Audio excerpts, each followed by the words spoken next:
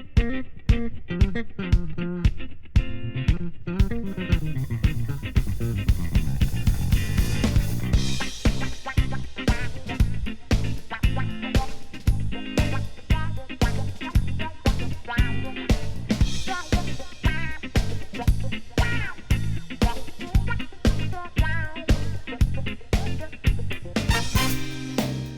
want to do the intro, or should I?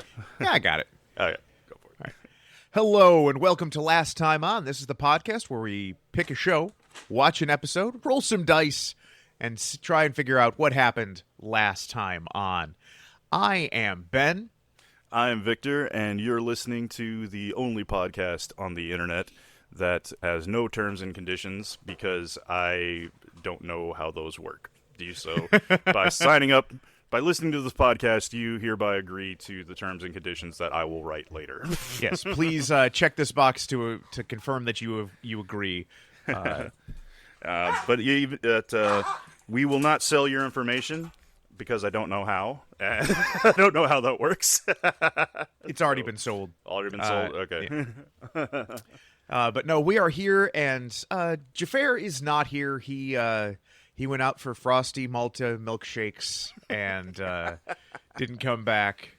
No, he is on vacation, and so I decided, seeing as we are coming up on the very famous 144th anniversary of the gunfight at the OK Corral, we were going to get together and watch something inspired by that fun historical event, because everybody celebrates 144th. That's not weird, right? Oh, yeah, totally. So we are watching Star Trek, the original series, Season 3, Episode 1, The Spectre of the Gun. Oh, no, Ben, you were supposed to watch the movie. The movie? Yeah. Shit. Okay. All right, and now we are back. Okay. Well, that was long. Not what I remember, but hey, Kevin Costner, good times. Oh, no. We were here watching Wyatt Earp. The Kevin Costner. Ben. What? Wrong movie. Oh, son of a bitch. Yeah, come on, try again. All right, and we are here having watched Tombstone, and I have spent... Tombstone?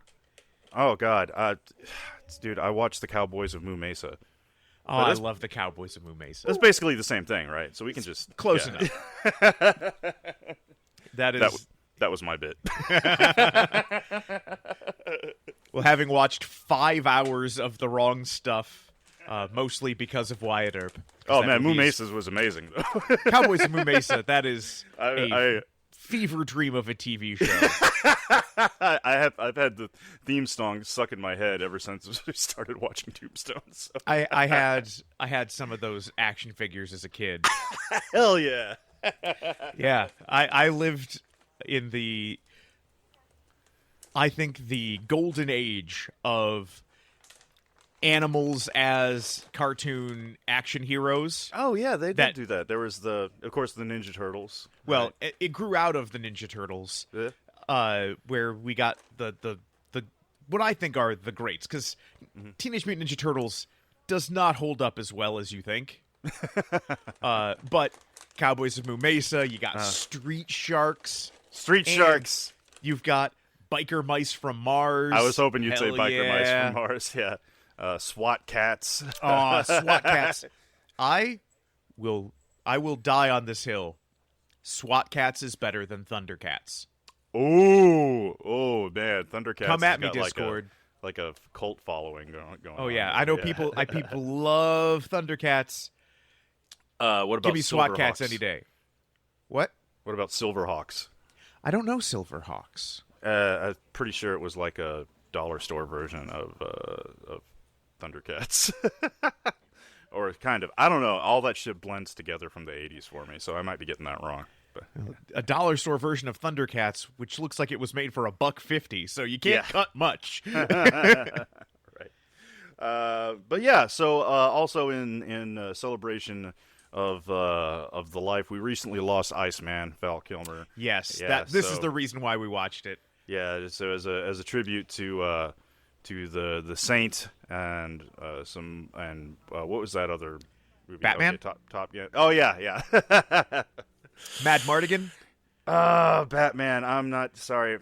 Even even in death, I can't. Sorry, Val, you were not even on the top 5 list of Batman of the Batman. But hey, you know what? You were a great. He's not the Iceman. worst. He's not the worst. Who do you think is the worst Batman? Clooney. Clooney was pretty terrible. Okay, yeah. So not the worst. Not the worst, definitely. Yeah. Yeah, I didn't much care for Twilight guy either. Robert Pattinson. Yeah, he just didn't. It didn't feel. His Batman was okay. His Bruce Wayne was not. I didn't feel. I never believed he was Bruce Wayne the entire movie. But yeah. Anyway, so enough about DC Comics. Yeah, Let's talk about Tombstone. Yes, and tell me through the entire movie you weren't thinking about pizza.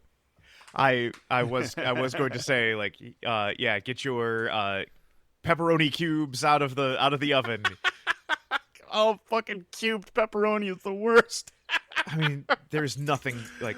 I loved it as a kid, but I think my palate wasn't as developed to realize it was bad. This is not what pepperoni is supposed to taste like. Victor, gun to your head. You've got to pick Tombstone, Red Baron, or Tostinos. Oh man, that's savage because DiGiorno's right over there, and I'm stuck with these 3 options. We're not going. We're staying under $3. In that case, probably the Red Baron, because that one. It's what are the other 3 choices? Totino's, Red and Totino's, right? Not the pizza rolls, the pizza. Yeah, so Totino's, Red Baron, or Tombstone. You know what? I would probably go for Red Baron, but the Tombstone. I mean, the Totino's are actually really good if you can get one of those baking crispy ovens and make the crust really crispy. What are those things called? I think they're just called a crisper, but it's a big pan with some holes in it, basically. Oh yeah. And they're actually pretty good that way because they're so thin. I mean, they're all pretty thin. Yeah, there ain't a whole lot to it. Yeah. Well, anyway, 144 years ago, we had the famous gunfight at the OK Corral. Yes, which was actually across the street from the OK Corral, but it's in an alley. Like, what do you call it? But we open in famous media Wild West newsreel. Yeah, we get a history lesson to start out with. I was not aware. Oh, and by the way, apparently this was the first time I've seen this movie. You've never seen this? Yeah, I thought I had, but I was probably confusing the Westerns, because I was never really into Westerns as a kid. I was a big sci-fi nerd. So all this shit kind of was just like went under my radar. And plus, it was a rated R movie that I was 11 years old at the time, and my parents didn't allow me to watch anything. Fair. Which I'm really surprised, because there's a couple of violent movies, a couple of violent moments, but I don't think this today would get an R rating. This would get a PG-13 for sure. Yeah, there's not really, like... Yeah, there's a couple of really... I mean, it starts off with the worst wedding crashers ever. So, oh, yeah. It's pretty fucking violent. But, yeah, no, I've seen PG-13 movies these days that are like 100 times worse. So. Oh, for sure. Yeah. But we open with our Robert Mitchum newsreel, where he tells us the history of the Cowboys, which, when you're the first gang... You don't have to be creative with your name. Yeah, well, I found out that I did some research because I was curious. I was like, is that where the term Cowboys comes from? But actually, the name of the gang was actually the Cochise County Cowboys. Yes. So that was interesting news to me. So that's kind of cool. First instance of organized crime in the U.S. And he also mentioned that murder rates at this time were higher than the rates of murder in modern day New York and L.A. I mean, and that's in the 90s. Yeah, and I was just thinking, how is that even fucking possible? Because like in the Old West in the 1800s, there weren't even that many people. I mean, the population was small. Well, I'm making a joke, Ben. Hang on. Oh, sorry. So I'm like, how is that even possible? I mean, because in the Old West, these cities aren't very sparsely populated, and then I realized, oh, that's why they're not popular, because they're murdering everyone. So that's why there weren't that many people. Well, and also it's per 1,000 people, so right. you kill one guy, and it's you have to kill a lot of people. That's a tenth in New of York. the population. Yeah, there, right? But we roll up to this small Mexican town where they're having a wedding, and this place gets straight up Magnificent Sevened, which this is a rolling up to a small town and shooting everybody and taking all their stuff is a Western trope. Like they are, they're just this is the save the cat, shoot the priest. It's all the same for a Western. Yeah, they establish very quickly that these are the bad guys. Because not only do they kill everyone and sit down and eat their tamales. Oh my God, that's just have you no decency, men. They take the wrapping off. Tell me you've done that. Did you try to eat a tamale with the wrapping? Well, that's where you get the crunch. Ew! I'm choking now thinking about it. But and then the Hicks turns around and shoots the priest. Like, damn! I didn't even realize Hicks was in this movie. Holy shit! Oh yeah, Michael Biehn. This movie has got a loaded cast. This like, cast holy is shit. insane. Yeah. Yes. My God. So Michael Biehn, famously Corporal Hicks from Aliens. He's the leader of the Navy SEALs in The Rock. Yes. He's Kyle Reese from Terminator. Mm-hmm. Yeah. His after having seen this movie, his role in The Mandalorian is totally different for me. Oh yeah, he is a famous like Western actor. Yeah. Like he's also the star of the Magnificent Seven TV show. Oh right, yeah, yes. I forgot about that. Along with Ron Perlman. Oh, dude, I got to put that on the list. I just rewatched it. It is a fun show, and I was going to get to it later when we got there. Filmed at the same Sonora, Arizona fake town as Tombstone. Like, it is the sort of thing where if you've watched enough Westerns, like I recognize this from 9 different movies and 8 different TV shows because they all film at the same place because it's just we built a Western town. And it only exists for you to come and shoot Westerns here. And I'm just like, yeah, I know that saloon. I've seen like 100 stuntmen fall off that balcony. Now this movie, I'm going to be making a lot of Red Dwarf jokes here because the absolute best episode of Red Dwarf was Gunmen of the Apocalypse, and it was so good. Are you a Red Dwarf fan, Ben? I think I've only seen the pilot twice. Oh man, you are missing out. They didn't know what they were doing the first season. Season 6 is it 5 or 6? The one where the season where they lose Red Dwarf, and they're searching for it the entire season. That's the best one. And the best episode of that season, it really has got to be Gunmen of the Apocalypse. It's where, man, you got to see it. Listeners, if you have 27 minutes to spare at any point this week, take some time, sign up for a free trial of the BBC streaming channel, and watch Gunmen of the Apocalypse, Season 6, Episode 3, I believe it is. It's amazing. It's the crew, their ship gets infected with a computer virus that locks them out of navigation controls, so they're careening towards this planet, and they've only got 45 minutes to purge the system, and one of the crew members, Crichton, he's an android, so he plugs himself into the ship's computer to fight the virus, and he's losing. So the other crew members, they're like, crap, how can we help him? So they have a game console on board that has a VR headset, so they plug it into the computer, and the only game they have available that will work is a old Western game. And the three of them, they go in and they fight the virus that has manifested itself as a Old West gang called the Apocalypse Boys. And it's death, war, pestilence, and the other one, famine. And it's just fucking hilarious, man. So it's a fistful of datas. Yes, exactly. And famously, I'm sure the big sci-fi nerds in the Discord know the story that Patrick Stewart was randomly watching this one day and was about to call his lawyer because he thought it was a complete ripoff of A Fistful of Datas. But he was laughing so hard by the end of it, he was like, "Oh, this is great," and he became a Red Dwarf fan. So you can find that interview with Patrick Stewart on YouTube. It's pretty famous, but. yeah, it was great. I'm going to be quoting that a lot this episode. But yeah, we see several of our awesome cast here, where we have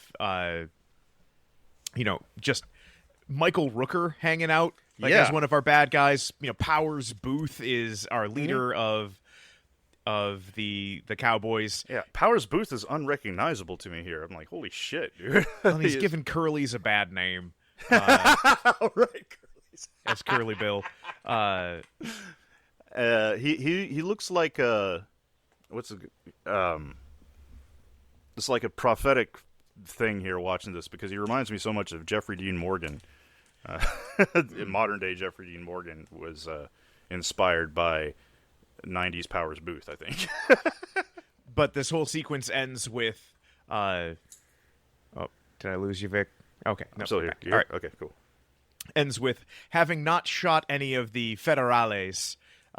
Ringo, our lieutenant to Curly Bill, shoots the unarmed priest. Yeah. And so he sees no sport in shooting the guys who can actually shoot back, but he'll kill a priest. And he waxes poetically about the Book of Revelations into the camera, like he's having some kind of crazy dream sequence, like his eyes are all starry and shit. and death, and he rode a pale horse. And then we cut over to choo-choo time. And when they throw in that third shoe, like, man, I didn't know, like... You all right there, bud? Yeah, no, I was just fixing my glasses. I'm good. Oh, okay, I can't see you, but I can hear you. All right, I just wanted to make sure everything was okay. Yeah, okay. I wasn't being snide, I was actually concerned. I'm fine. Okay. And so he is getting off his train and sees a groom who's whacking a horse, and he's just like, hey, how about you don't do that? And hits the guy with his own whip.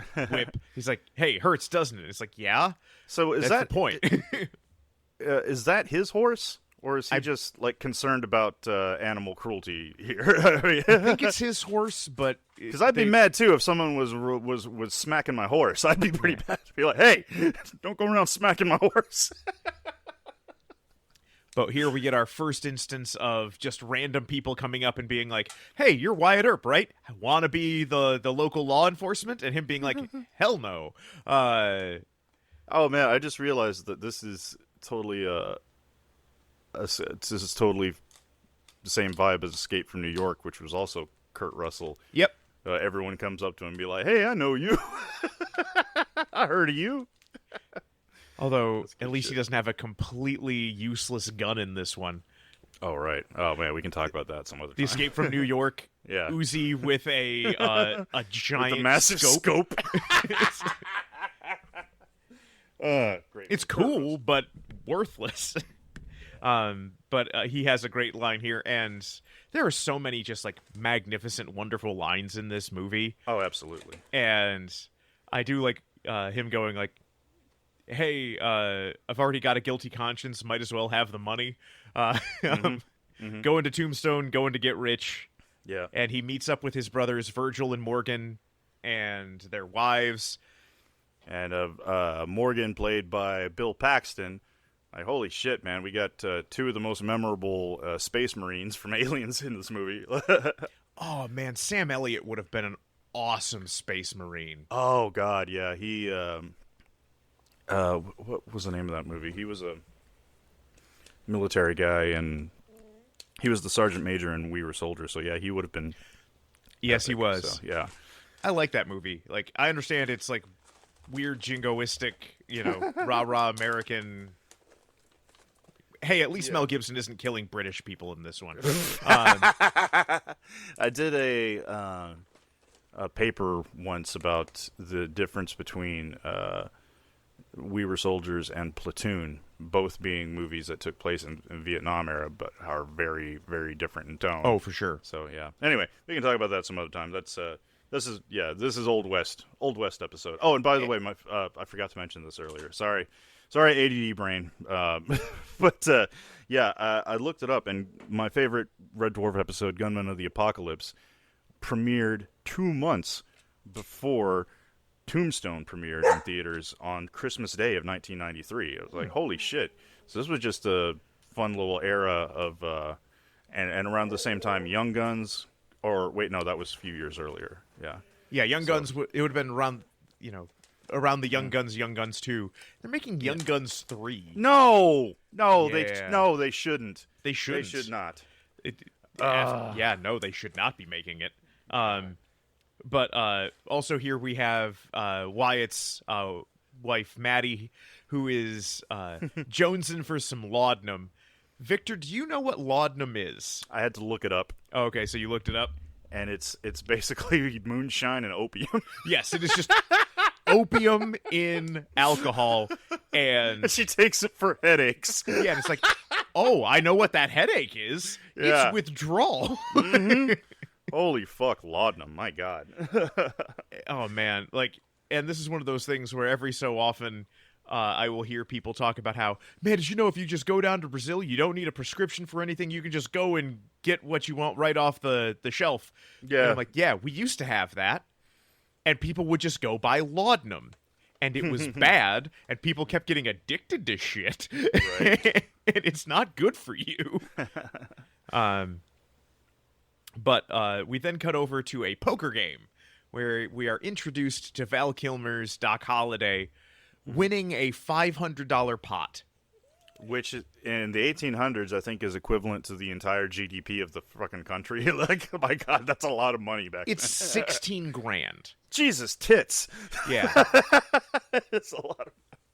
So just as the pot of one poker game, and that ends with Him and Doc Kate. Holliday fast drawing on this guy, putting his guns on the table, and then just stabbing the shit out of him. Yeah, ouch. Oh my God, yeah.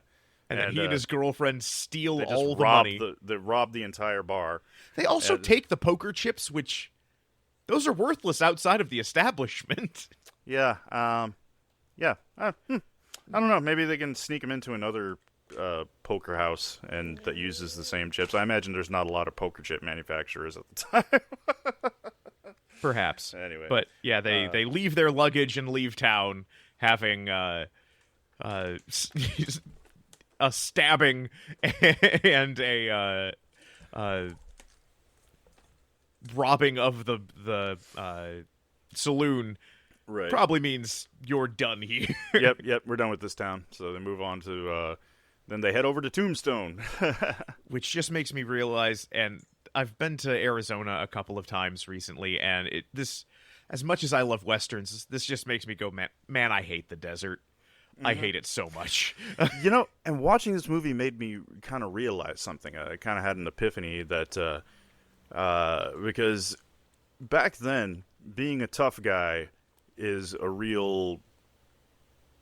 It's a valued skill because it hit me. I'm like, what is the deal? Why these guys are getting bullied, and everyone's asking Wyatt Earp. It's like, okay, dude, but do you not have a gun? Can you not just clean up this town yourself? And then I'm like, no, because back then you couldn't just go buy a gallon of protein powder and a gym membership and tough up. No, that didn't exist. You just if your genes and your upbringing, first of all, you had to be lucky enough to survive without the modern medicine and the plagues and all this shit and disease.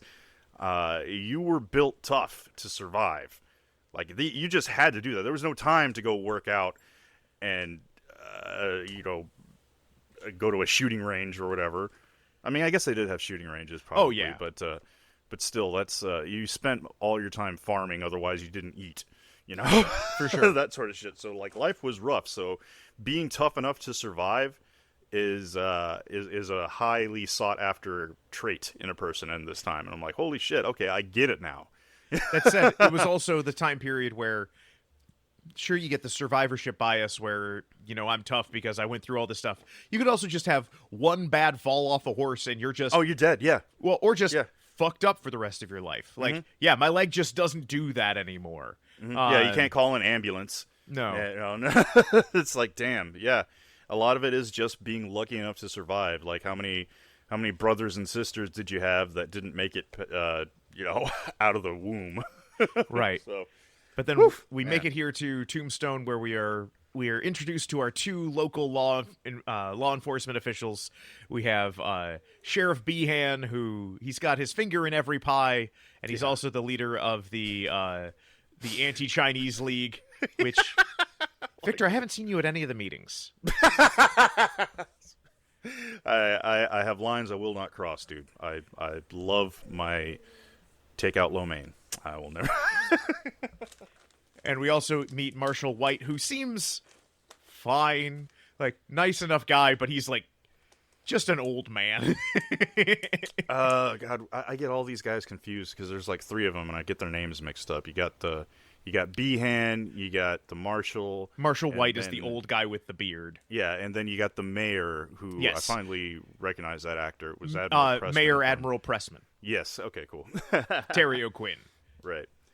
So they're all of them are trying to hit up Wyatt Earp to clean up the town, be the new town sheriff. But he's like, "Fuck you, I'm retired." So. Yeah. And it is also like,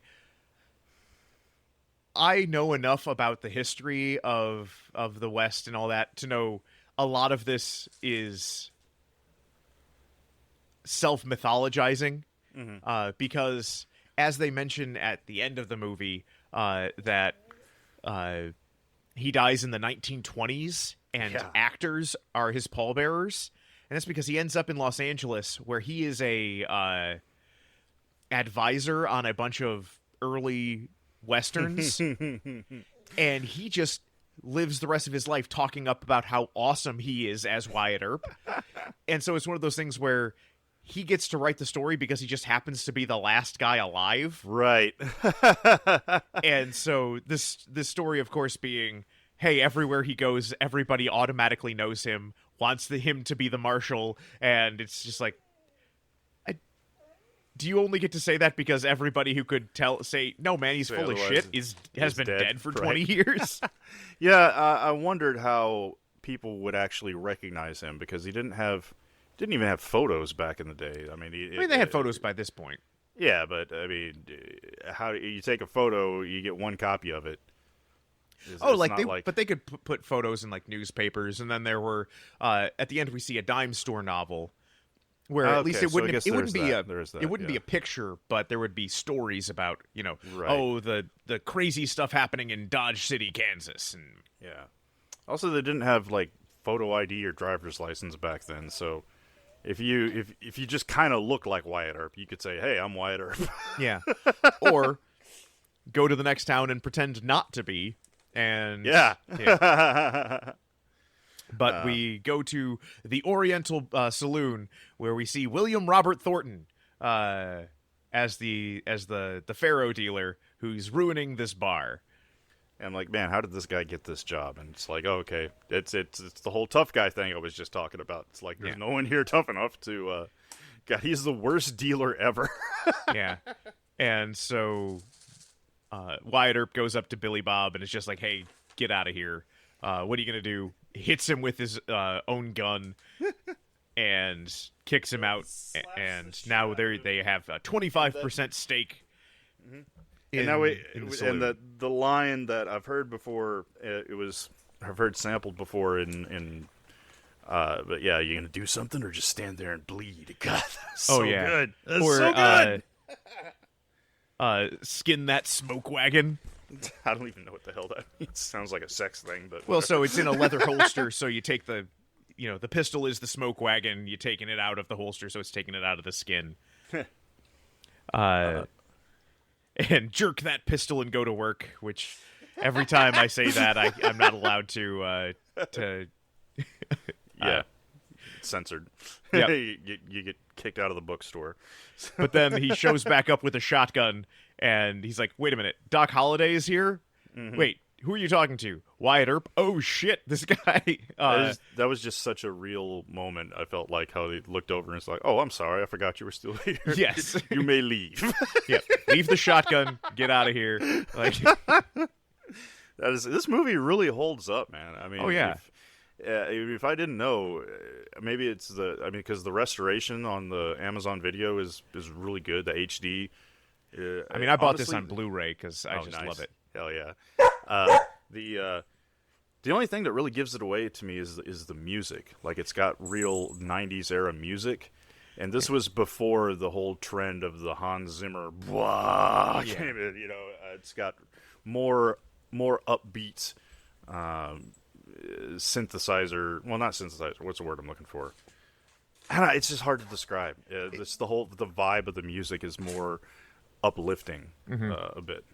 But anyway.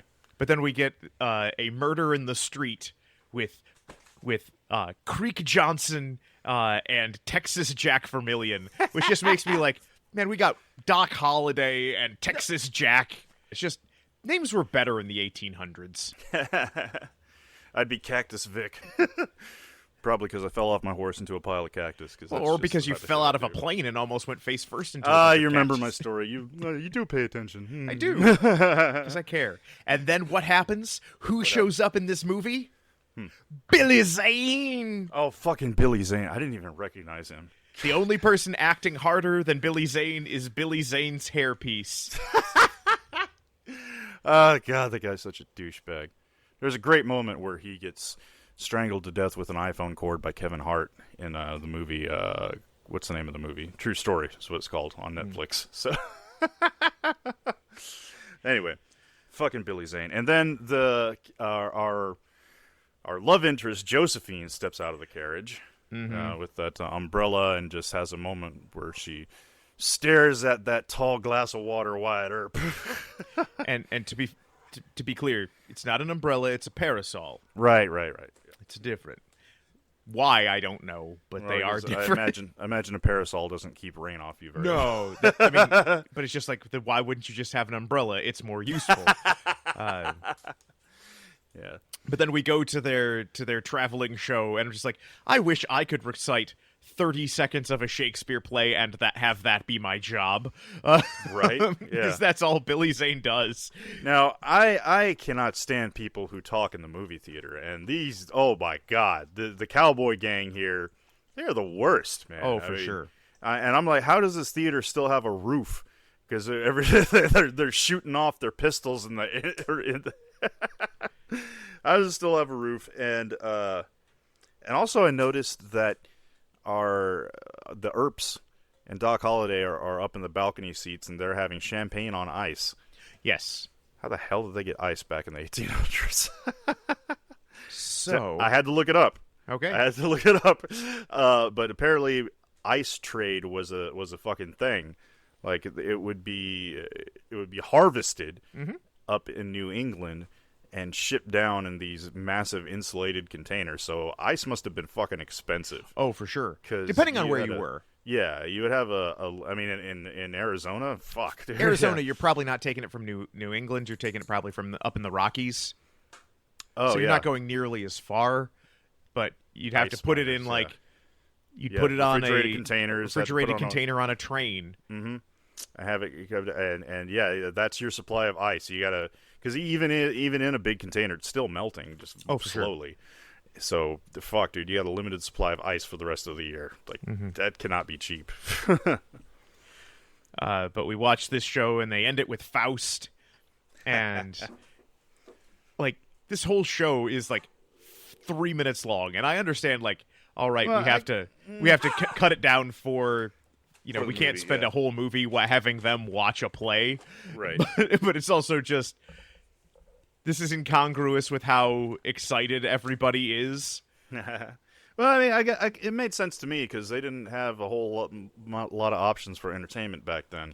Oh, true. So, yeah, which is kind of a real dick move to shoot at the juggler. Yeah. I mean, come on, man.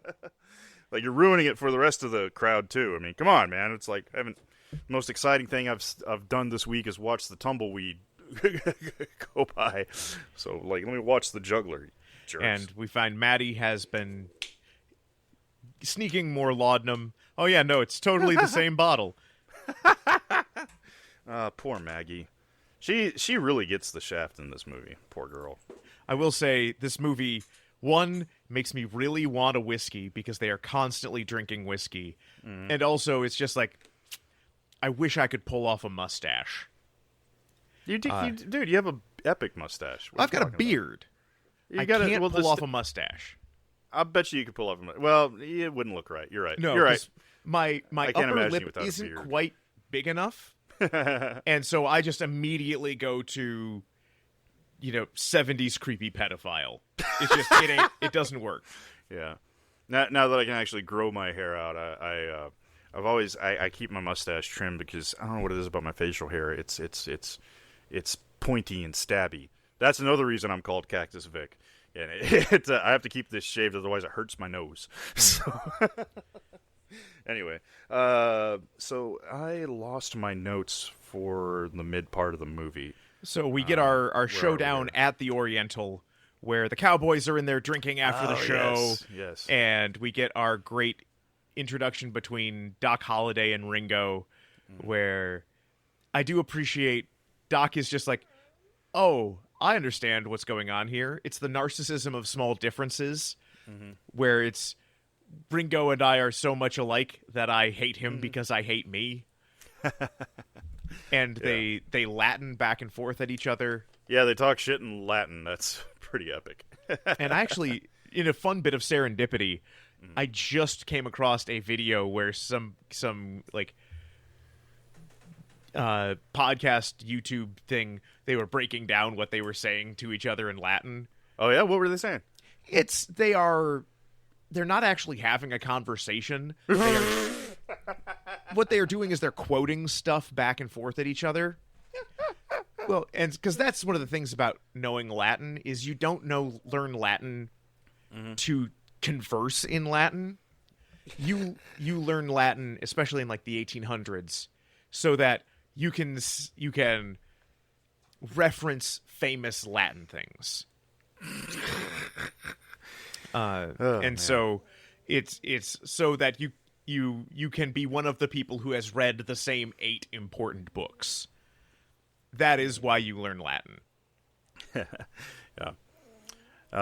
And then Johnny Ringo draws on Doc Holliday and does some fancy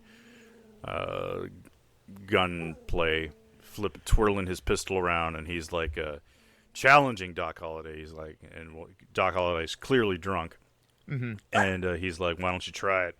I hear you used to be quicker than a toilet stop in rattlesnake country." Yeah. It's a line from Gunman of the Apocalypse, anyway. So makes sense though. Yeah. But one thing that is funny is historically, Doc Holliday is one of the fastest draws. Like people who know him, like that is a thing they would talk about. But also, famously, not an accurate gunman. Oh, really? Yeah. So he could get his gun out of his holster and like pointed somewhere. But the things I've heard is like it was like shockingly fast how quickly he could draw his gun. Had a hard time hitting the side of a barn. Which I will say, like, pistol shooting is hard. Yeah. As somebody who's been doing a lot of it recently. Oh yeah, it's hard. You live in Detroit, so I imagine that's.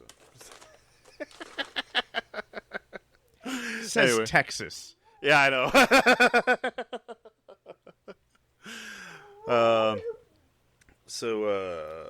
Yeah. Then we get our ride with Josephine. Yeah, we cut over to Doc Wyatt Earp doing a Sunday stroll, taking his horse out for and he just happened to have a picnic set. Yeah. Yeah. I do not get what he sees in Josephine. And he's totally obsessed with her. And my God, Wyatt Earp is terrible at talking to women. Well, and also, like, she is just red flags all the way down. Oh my God, yeah. Never. And I understand, like, hey, I'm glad it worked out for them. But nah, man. So I was like, I go from I just want to live off of room service. Yeah. and then I caught damn, I lost my notes, but I remember writing this down in my notes. After his little picnic with Josephine, he goes home to his wife, who's hitting the laudanum again. Yes. And he's all just like, "Hey, baby, why don't we go on the road and have room service?" And she's like, "What?" And he's just lying in bed, Yeah, and I called it the last temptation of room service. Yeah. Which, how did room service even work back then? Like I said earlier, they had limited refrigeration options. So Well, no, but it's, hey, we'll bring the food up to you, and yeah, which I would love to see what that looked like back in the 1800s. Like what? Can't imagine the food was very good. I mean, there's a great YouTube channel called Tasting History. I love that guy. I've got his book. It's great. Awesome! Like you can make great food Mm-hmm. without refrigeration. It just has to be fresh or preserved. And so there are ways to make like salted pork not taste like a salt bomb. You just have to know what you're doing. Yeah. But then we have that scene with Maddie and Wyatt. I referred to it as two addicts hiding from each other. Ooh, I don't know if you've ever known anybody who's been in one of those relationships where it's like, you guys are both lying to each other. Yep. And everybody knows it but you. Yep. Been there. I'm glad I'm older now, and at least I can tell myself that I'm lying to myself. But then we have Curly Bill high on opium while Billy Clanton accosts Doc Holliday as he's playing some Chopin because he's a weird melancholy, and like he is single-handedly bringing down the whole bar. And Billy, understandably, is just like, man, play some Camptown Races, play something fun. He's like, nah, I'm playing Frederick fucking Chopin. It's like, come on, man, you're ruining the whole vibe. Which I learned today that it's pronounced Chopin and not Chopin. So, hey, I learned something new. Hey, that means you learned it by reading. There's nothing wrong with that. Then Marshall White goes out because Curly Bill is trying to shoot the moon. Yeah. In a little village a couple miles down the road is trying to have dinner, and all of a sudden bullets come running through the roof. 2 New Year's Eves in a row, my wife and I's cars got hit by bullets. Was this in Detroit? Yeah. Oh, man, that sucks. Just dents in our cars because somebody was doing a New Year's pop. Fuck. Assholes. Anyway, don't shoot the moon, man. The moon always wins. But, so just tweaking out of his gourd, Curly Bill shoots Fred, and after calling him Dad, it's like, ooh, wonder what's going on here. Fucking Curly Bill. No therapists in 1880, unfortunately. And then Wyatt goes out and arrests him because somebody's got to. Yeah, then his gang tries to intervene, and it is so weird seeing Stephen Lang playing such a fucking wet napkin, dude. Oh, he is such a little bitch. He is such a piece of shit in this. He has got the spine of a fucking cooked lobster. I mean, but he also has the mouth of like, he is the guy who will start everything and then be surprised. Like, hey, why is nobody else finishing this for me?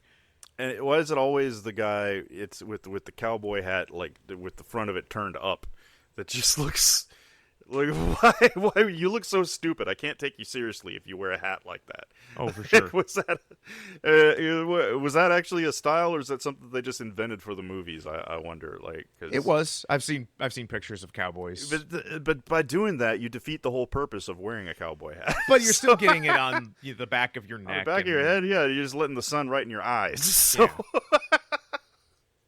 oh man, it's like the guys who wear sunglasses on their head to a nightclub at night. That's what this guy looks like. Anyway, so yeah, that happens. He holds a gun to his head, and he's all just like, your boy's gonna try to rush me right before I turn your head into a canoe. Yeah, like, so you die first. And Billy Clanton is very gung-ho for a guy who's watching a guy point a gun at his brother's face. So I wonder if Billy also thinks Ike kind of sucks. Right. Fucking Ike. Yeah, but I'm sure we've all known this guy who is like, Oh, yeah. he is the loudmouth in a group of 7 guys who's always popping off expecting the other 6 to like always have his back.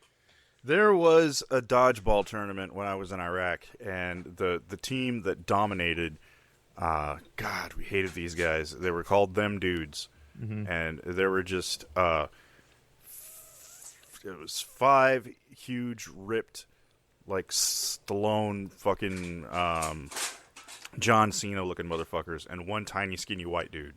And yeah, guess who talked the most shit? Small, skinny white dude. Yeah. I understand.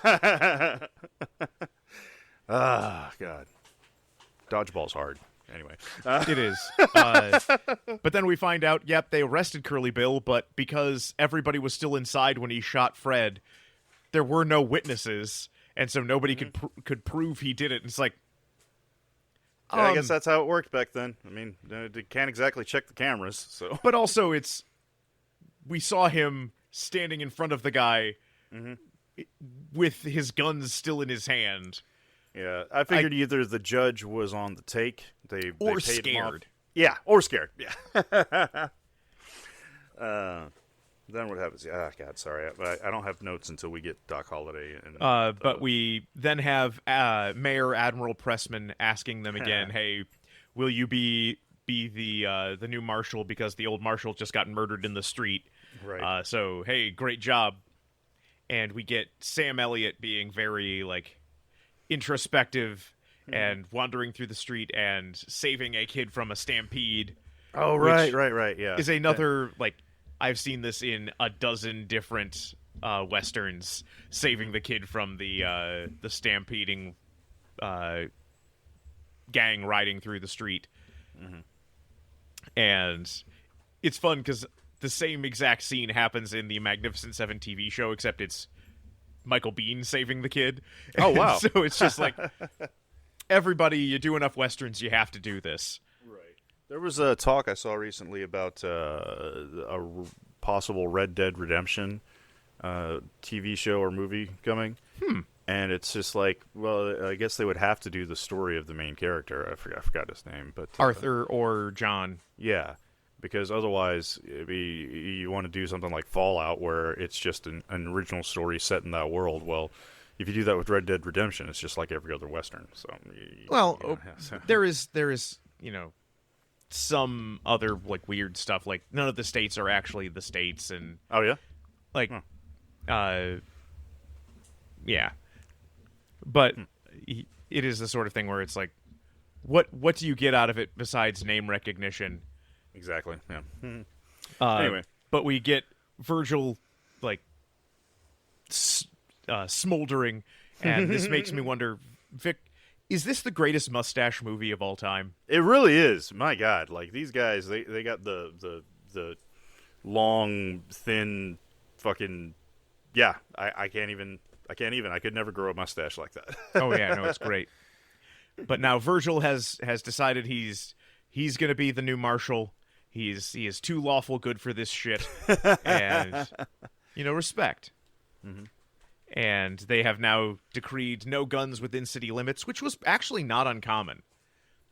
People think Old West, crazy gunfighting and guns everywhere, and it's like, no, a lot of places you show up in town, you turn in your guns to the sheriff or the marshal, you pick them up on your way out of town, and that was just expected because you don't need guns in town. Yeah, especially at a saloon, where everyone's drinking. Yeah. But here we find out, Morgan has decided to be the deputy, and Wyatt gets to talk about, like, hey, yeah, I'm famous. I've only killed one guy, and it fucking sucked. You don't want to do this. And it's one of those interesting things where I liked this moment of actual pathos for Wyatt, because, like, he will go on in actual history to, like, self-aggrandize and, like, talk stuff up. and it reminded me of Wild Bill Hickok. Yeah. Famously would walk around talking about how he had killed 100 men. Right. And it's like, we can prove 10 of those. And like Billy the Kid famously died, I believe, at 21 and said he'd killed a man for every year he'd been alive. And it's like, we can prove 3 of those, and one of those was in self-defense. Like, a lot of Wild West stories are like, oh, they killed so many people, and it's like, they killed more people than most people. I haven't killed 3 people. But back in the day, you really could make shit up and just yeah.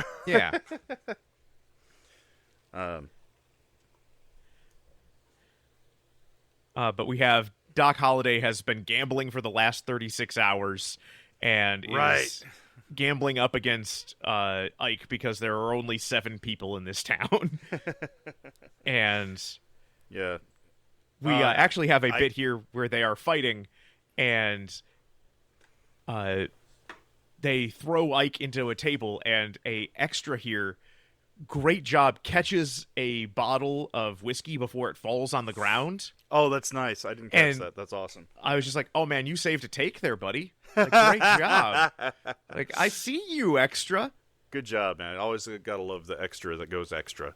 So, Ike accuses Doc Holliday of cheating, which is like probably a very serious thing back in the day. You accuse someone of cheating, that's woof. Ooh, that's death warrant signing right there. And yeah, so this is where Ike gets thrown in jail, right? Yes, where Wyatt shows up, Virgil shows up, knocks him out with his own gun. That's great. Yeah. Drags him into the... Oh yeah, he slaps the bartender. Yeah. And then Doc Holliday passes out, and the doctor shows up, and it's just like, okay, well, you need to stop being Doc Holliday, or else you're going to die tomorrow. That's right. Okay, yeah, here we go. This is where my notes pick back up. And this is where we find out that his girlfriend, Big Nose Kate, which, well, guys got great names. Girls just got terrible names in the 1800s. Her name was not Big Nose Kate. Her name is Big Nose Kate. What? Yeah. I mean, she's Hungarian. I'm guessing it was a prominent feature. Yeah. And how many Kates are there? Okay. You know, but the doctor tells him he has somewhere between 2 days and 2 years to live. Yep. And his lifestyle, he has to stop drinking, smoking, gambling, and fucking is also contributing to his death somehow. He uses more articulate words than that, but I'm like, wait, he has to stop gambling and he has to stop copulating? That's... But Kate is one of those people where she hears everything the doctor says, hears like, hey, in order for you to not die, stop smoking, stop drinking, like, take it easy, rest. And she's like, have a cigarette, baby. And also, we're not doing any of that avoiding the marital impulse. It's like, yes, the marital impulse. You are murdering this man. Like, he's going to die. Yeah, and he already had tuberculosis, isn't that? Yes. Didn't they say that the whole reason he went to one of the reasons he went to Arizona was hoping the dry air would ease his tuberculosis, which was a common belief at the time. It didn't help. You still died, but oof, man. So then we see this is a scene where we see I was surprised to see a wagon holding up a sign for equal pay for women. Yeah, ridiculous. That's wow, I didn't realize that dated that far. But I mean, it's reasonable, I guess. I mean, women would want right. Anyway, that I was very surprised to see that. I thought that okay, I'm just going to shut up now. And then in the background, you can also see Sheriff Beeham starting the nonpartisan anti-pay equality league. There's some really great background stuff here. Like when I saw the tombstone at the beginning of the movie that said, "Here lies Les Moore. Took 4 slugs, no less, no more." Yep. Lester Moore. Yeah, I was like, oh my god, no wonder Ben loves this movie. That is exactly the type of thing. Well, I mean, I believe I've said on this podcast what my epitaph is going to be. What is your epitaph going to be? It is going to be Benjamin Curley, participant. Oh, man. But then we finally get our showdown at the OK Corral. And holy shit, I'm like, yeah, we're getting the showdown now. And then I see we've still got an hour left in this movie. Holy crap. Yeah. Because the cowboys are like, hey, we're coming back and we're going to murder the Earps. Mm-hmm. And they're like, well, that's not good. We gotta go disarm these guys. And they're walking over there like four badasses over to the OK Corral. And a little kid gives them a jump scare. Like, kid, are you stupid? Kids can be pretty stupid. Yeah, man. But we get our showdown where they are clearly like, hey, no, we don't want a gunfight. And then in Josephine this version of the story, Billy pulls his gun first, and so the cowboys draw, and the fight is on. Yeah, and meanwhile, Josephine is in the selfie taking building right next door. And Stephen Lang is dunking his head in a barrel full of water, which actually sounds great for a hangover. Oh, for sure. And we get the epic gunfight at the OK Corral. Afterwards, Behan tries to arrest the Earps. It's an awkward moment. But we also get Ike being, once again, just the biggest piece of shit, where it's like, I don't even have a gun. Yeah. I'm like, well, then get the fuck out of here, dude. And he goes and he steals Behan's gun and tries to bushwhack the guys anyway, and misses with all 6 of his shots before running away. Yeah, and we get our great line where Doc Holliday's out of bullets, and one of the cowboys goes, "I've got you now." And he's like, "You're a daisy if you do." Which apparently is when I looked this up, is apparently a first-hand account of what actually happened at the OK Corral. Someone said that were his actual words, like, "You're a daisy if you do." Yep. Now, one thing, what in your research did you find out anything more about the background of what was going on at the time, or did you just read about the actual gunfight? Not much. Yeah. So this movie really paints a rosy picture of the Earps. Oh yeah, they were not great dudes, and the cowboys might have had more cause than this film gives them for being like, right. Hey, I think the Earps might just be trying to murder us all and steal all of our criminal enterprises because they are trying to corner the market on gambling and liquor here in Tombstone. This did get me thinking about how history is written by the winners. Like, if the gunfight had gone the other way, how different the story would be. Like, it would be the Earps were the villains, and the Cochise County Cowboys were fighting against a corrupt sheriff and legal system that was oppressing the people. Like, it would be, it just got me thinking about that. You know, there's no, it's like, what's his name? Like Ben Stiller famously said, there are no good guys or bad guys or evil guys. It's just a bunch of guys.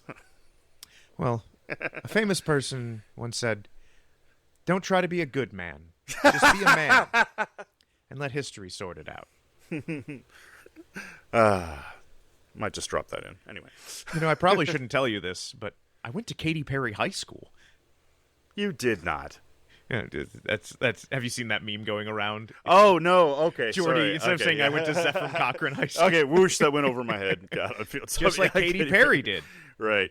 She went over all of our heads. I don't know why people are so mad about that. If I had Katy Perry money and they were like, hey, you want to go to space? I'd be like, yes. Like, was she obnoxious about it? Yeah. But I'd go to space. I don't care. I don't know. It makes me angry because I don't feel like she deserves to go to space. Like, anyway. No, but she can because she has the fucking money. I don't want to talk about it. It's going to make me mad. People have been taking passenger expeditions to space for years. not going to get mad about one more. But we do get now Storms a Brewin'. Drop in Clone High, Storms a Brewin'. Because we had our funeral in our glass caskets, and Right. Johnny Ringo is drunk and trying to call out Wyatt. And fireworks going on overhead for the for these boys. Yep, and you know, it's funny because I was thinking, like, during the OK Corral shootout, I was like, where the hell is Curly? He's been gone. Is he still drunk? I mean, is he still high on opium? He's been gone for a while. they're just out. He's out doing other stuff, killing he's other out people. gooning. He's just being a goon. No, he's in charge. So right, he's not right. a goon. He's head goon. Everybody else, they are the goons. Right. They are gooning.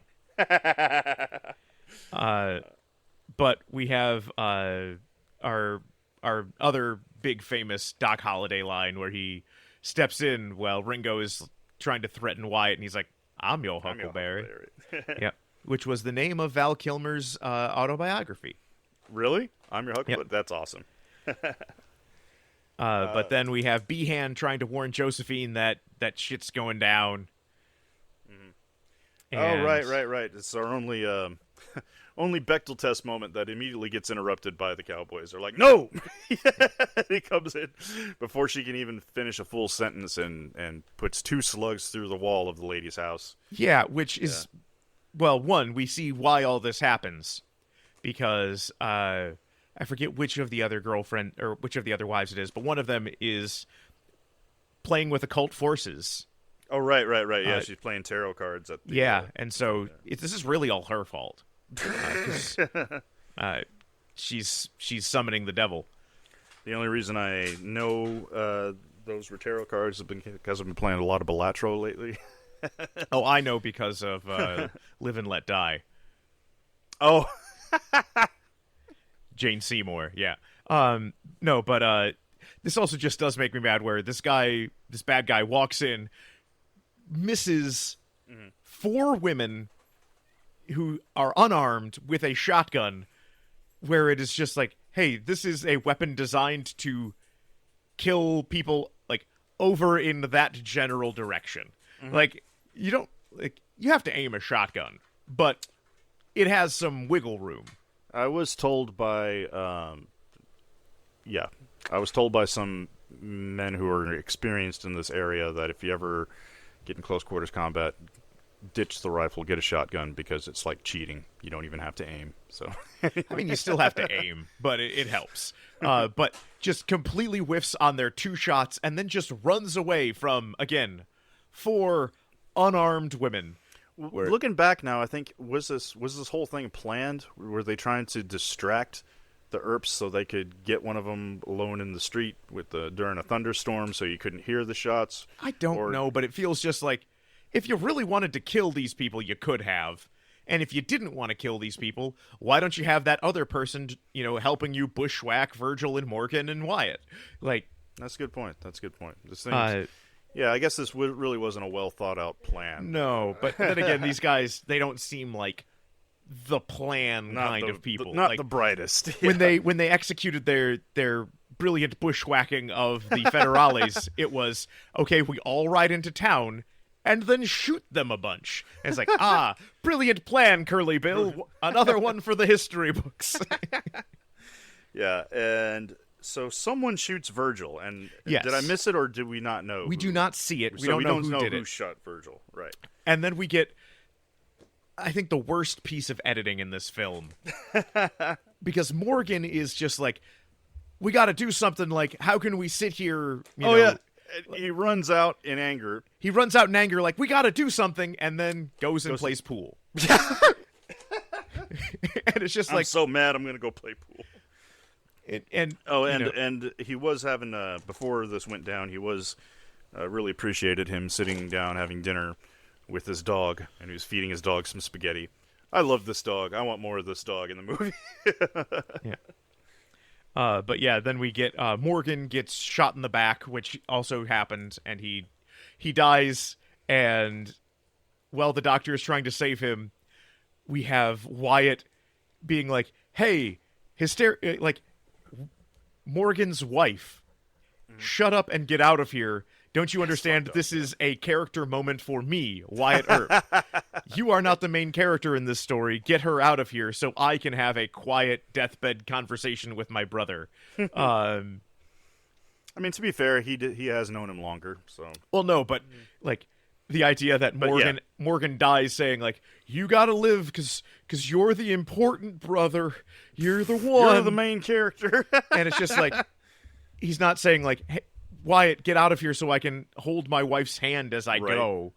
Like, yep. Hudson says game over, man. Yeah. And Wyatt heads out into the rain in the middle of the road, covered in blood, and has the most dramatic moment ever. Michael Rooker shows up with his two goons, turns in his red sash because they crossed the line shooting up the ladies. So that's his. He's done. Ties back to in the first scene when the other cowboys assault the bride at the wedding. He's just like, ooh, no. He was not happy about that. Yeah. I like. Nice to see Michael Rooker having some. I forgot his character's name already. Jesus, what was it? He is McMasters. McMasters, yeah. Nice to see he's got morals. Yeah. We have our funeral for Morgan, and we get the best Curly Bill line in the whole film, where it's like, it's over. He's like, well, bye.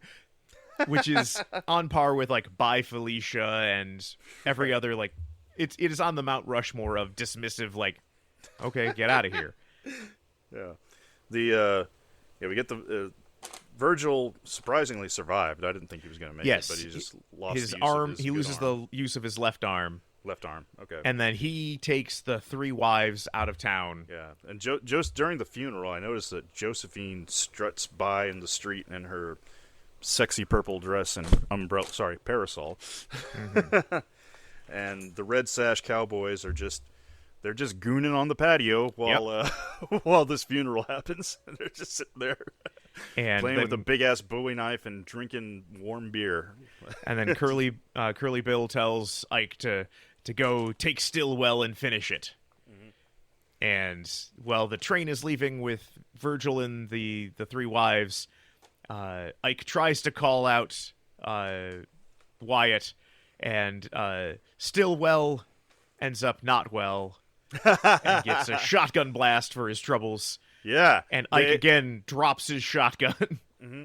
So they were trying, the Red Sash Cowboys were trying to ambush the Earps, but Wyatt Earp ambushed the ambushers. Whoa! Yeah. Oh, that was epic. They got outgooned. Cuts his face with his spurs. Yeah. That is brutal. And what is this? This is like the third time Ike has survived, just by being a little bitch. Which is one of those. It's one of those sad things where it's like, you have to have this character in the story because he's important to it, but also history doesn't work like a narrative.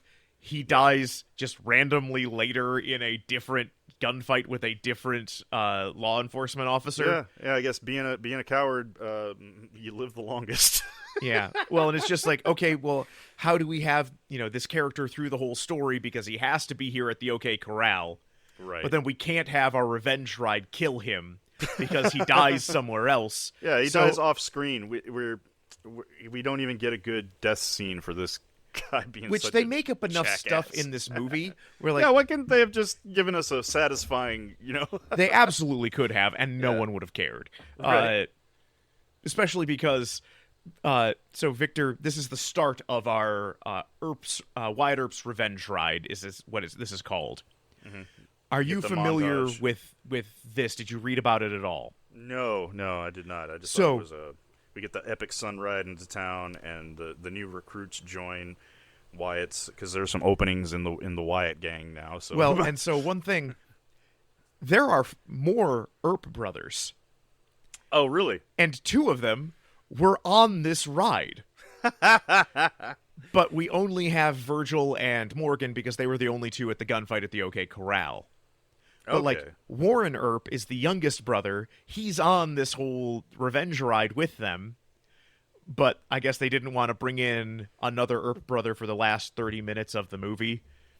Just show up out of nowhere. How many Yeah. Earp brothers were there? I believe 5, maybe Oh my 6. God, Daddy Earp, get off her! Good Lord, come on! Yeah. But we have our revenge ride where The montage. the famous thing about this is Wyatt Earp deputizes a bunch of guys and we're going after the cowboys, and they are so violent about it that all the cowboys get deputized back to arrest the Earps. And so it is two deputized gangs, like, kind of chasing around each other.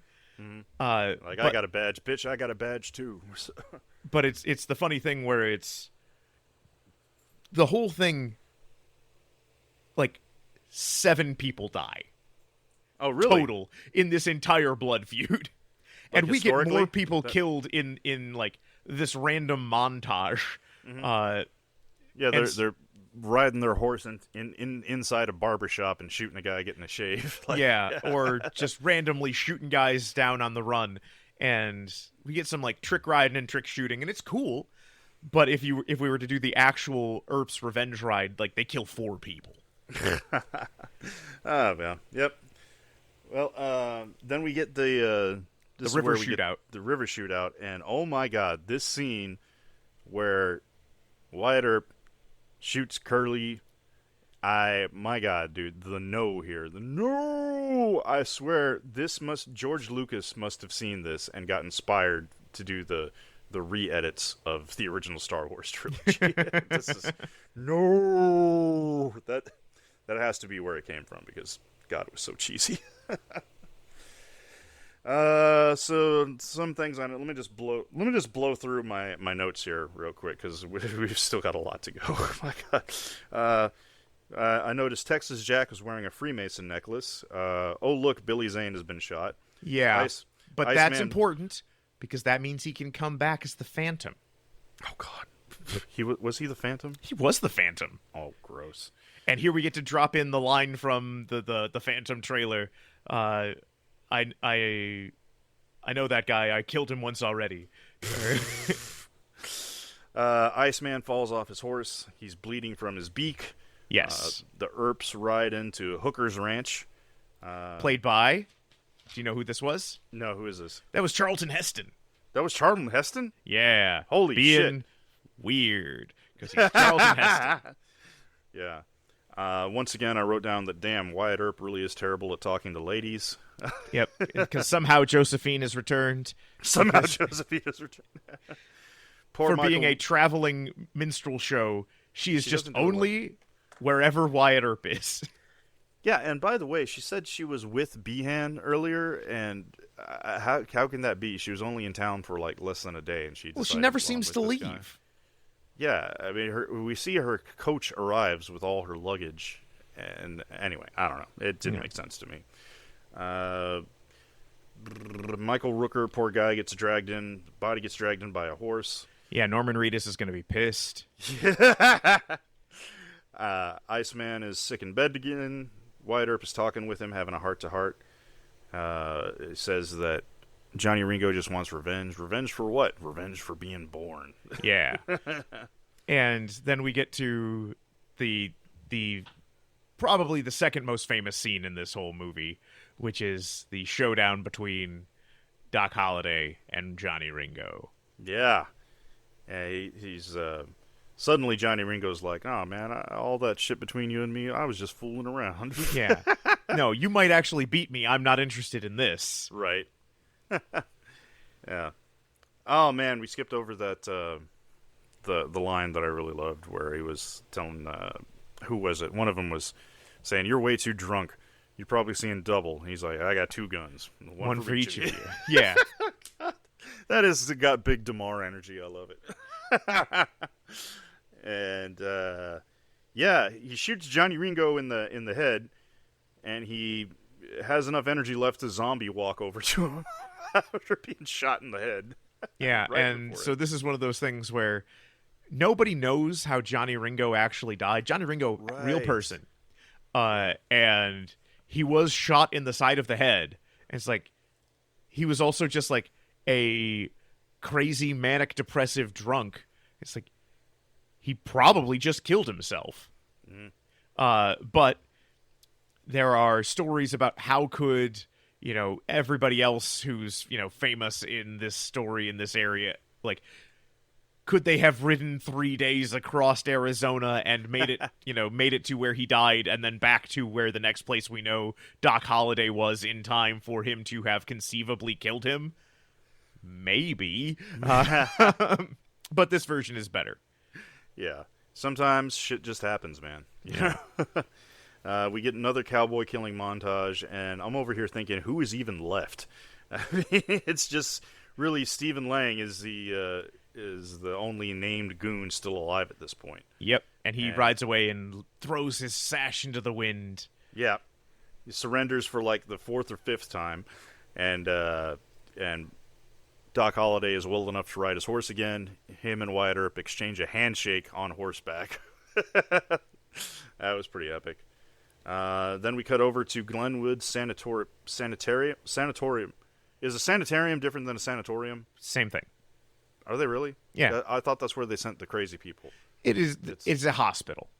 Okay. The only reason I know that is because of the Metallica song. But anyway. And yeah, Doc Holliday is dying for like the 3rd time in the movie. Yes. But this time, it's for real. And he has to tell this fucking out-of-place story about falling in love with his cousin as a kid. Yeah. Dude, what's this? You could have cut that out, man. Like, that was so unnecessary. God. I'm like, where is Kate? Was she on the train with Virgil? I don't know. Kate just disappears from the story. Yeah. Because we're about to get to it. So Doc dies here, where he's just like, I don't want to have you watch me die. Get out of here. And yeah, he dies looking at his feet. Yeah. There's a weird thing where he has some kind of epiphany as he's staring down at his toes. Yeah. I know. I just know I don't want to die barefoot. I don't. Oh God, yeah. I've said it before, probably on this podcast. I think when I go, drug me up, man. Get me high as a fucking hippie at the 3rd day of an open air festival. I don't want to know what the hell's going on. Anyway, Wyatt Earp tracks down Josephine at a Gilbert and Sullivan play in Denver. Denver. Never date an actor. Never date an actress. Just don't. It's unless you are also an actor or actress. That's the only way. Glow and I are in a play right now. It's a lot of drama, but I'm ting. I mean, that is. Well, you two have been together forever, so that's different. So. But this is also where I get to point out that this movie now lies about what happened to Maddie. Because, like, hey, how do we deal with the fact that this love story ends with, like, and his wife disappeared 2/3 of the way through the movie? It's like, oh, she died of a drug overdose. And it's like, yeah, 3 years from now, mad because, so she got put on a train with Virgil and Virgil's wife and Morgan's wife and kept being like, so when's Wyatt going to show up? And he just never did. He just abandoned her. Yeah, that's pretty fucked up. And she did die of a laudanum overdose. So sad. But then for the rest of Josephine's life, she did everything she could to erase Maddie from history, so that it didn't tarnish his reputation. Well, color their relationship. Yeah. Where it's like, no, he wasn't married, because they were all common law married at the time. Yeah. And so it's like that in the no, just she was never a thing. She didn't exist. Don't worry about her. Don't worry about that wife. And so it's like, one, it's cool that they include her at all, but it's also like, and then they do her dirty, trying to be like, and then he went off with the love of his life, Josephine. And it's like, he abandoned his wife, dude. His actual wife, who's over there drinking herself to death with his brother, and it's just like, and she had to like, so she was a prostitute before they got together. Oh, that's what he was referring to. Okay. Yeah, and she was like, I guess I have to go back to prostitution now because it's the only job I know. Oh man. Yeah, so when Wyatt goes up to Josephine, he says, "I have nothing left to give you," and I'm like, "Okay, yeah, nothing except those deeds to the mines that you own, and your wife and your brother on the train." Yeah. It's like, you've got nothing left. Like, God damn it, Wyatt Earp, you dumbass. But and Josephine says, "Don't worry, my family's rich." This is the weirdest ending ever. It is. And then we get the ending voiceover. Anything you want to add here? Because at the end, because I just Yeah, no, the only thing is, like, so Matty Blaylock died in 1888, 7 years after he married Josephine. And so it's just like, yeah, she died of a drug overdose after 7 more years of just being like, when's Wyatt going to show up? it's brutal. Yeah, no, he's a piece of he's like a piece of garbage. Also, it completely ignores his first 2 wives. Oh, right. And then it says that he was, what you mentioned earlier about the pallbearers being actors. Yeah. And the final words of the film are, "Tom Mix wept." Yeah. Again, what? I don't understand what's happening here at all. Tom Mix wept? I don't even know who Tom Mix is, but he wept. So... I don't get it, but it was. But yeah, I can see why this movie is so popular. It holds up. It really, it's. Yeah, if you were to give this movie a more modern soundtrack, I feel like it would. You wouldn't be able to tell that. You wouldn't be able. You wouldn't think this was a 20-year-old movie. 30-year-old movie. Yeah. Mm-hmm. Wow.